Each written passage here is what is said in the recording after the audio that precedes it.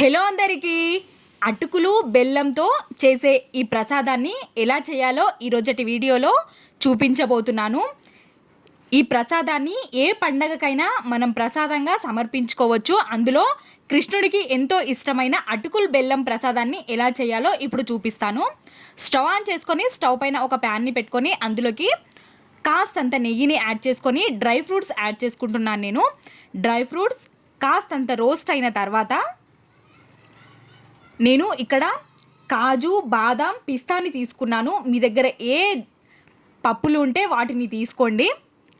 ఇవి కాస్త రోస్ట్ అయిన తర్వాత ఒక ప్లేట్లోకి తీసేసుకొని నెయ్యి ఉంటే ఓకే, లేదంటే ఇంకాస్త నెయ్యిని యాడ్ చేసుకొని ఇందులోకి కాస్తంత కొబ్బరి తురుముని యాడ్ చేసుకుంటున్నాను. నేను ఇక్కడ పచ్చి కొబ్బరి తీసుకున్నాను. మీరు వెండు కొబ్బరి కూడా తీసుకోవచ్చు. ఇక్కడ నేను తురుముకొని తీసుకున్నాను. ఇక్కడ కాస్తంత అవి ఫ్రై అయిపోయిన తర్వాత ఒక కప్పు వరకు అటుకులని తీసుకున్నాను. ఇవి కాస్త లావుగున్న అటుకులే తీసుకొని కాస్తంత వీటిని కూడా రోస్ట్ అవ్వనివ్వాలి. కాస్తంత రోస్ట్ అయిన తర్వాత హాఫ్ కప్పు వరకు చిక్కటి పాలని యాడ్ చేసుకొని మొత్తాన్ని మిక్స్ అయ్యేంత వరకు కలుపుకోవాలి.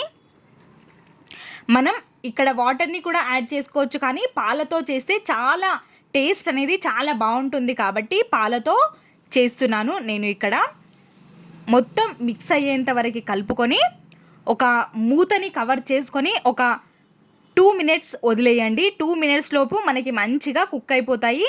కాస్తంత మెత్తపడుతుంది అటుకులు అనేవి. ఇలా మొత్తాన్ని ఒకసారి మిక్స్ చేసేసుకొని మనం ఏ కప్పుతో అయితే అటుకుల్ని తీసుకున్నామే అదే కప్పుతో హాఫ్ కప్పు వరకు బెల్లం తురుముని తీసుకోవాలి. ఇక్కడ నేను బెల్లాన్ని డైరెక్ట్గా యాడ్ చేస్తున్నాను. మీకు కావాలి అంటే వాటర్లో కొద్దిసేపు నానబెట్టి కూడా వడగట్టుకొని తీసుకోవచ్చు. నేను మంచి క్వాలిటీ ఉన్న బెల్లంని తీసుకుంటున్నాను కాబట్టి ఇక్కడ ఏమి నానబెట్టి వడగట్టకుండా అలానే తీసుకున్నాను. ఇలా మనం కొద్దిసేపు ఉంచామంటే వేడితోనే బెల్లం అనేది కరిగిపోతుంది కాబట్టి ఇలా కాస్తంత అలానే గట్టిగా ఉంది అనుకుంటే ఇలా స్పూన్తో ప్రెస్ చేసుకున్నామంటే తొందరగా కరిగిపోతుంది బెల్లం. ఇలాంటి ప్రసాదాన్ని మనం ఈజీగా ఏ పండుగకైనా చేసుకొని నైవేద్యంగా దేవుడికి సమర్పించుకోవచ్చు. ఈజీగా అయిపోతుంది ఈ ప్రసాదం.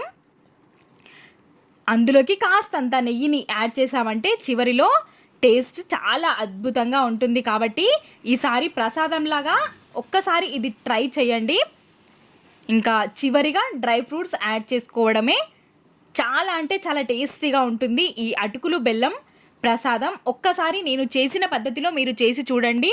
మెత్తగా కాకుండా మరి గట్టిగా కాకుండా పొడి పొడిగా చాలా బాగుంటుంది ఈ ప్రసాదం.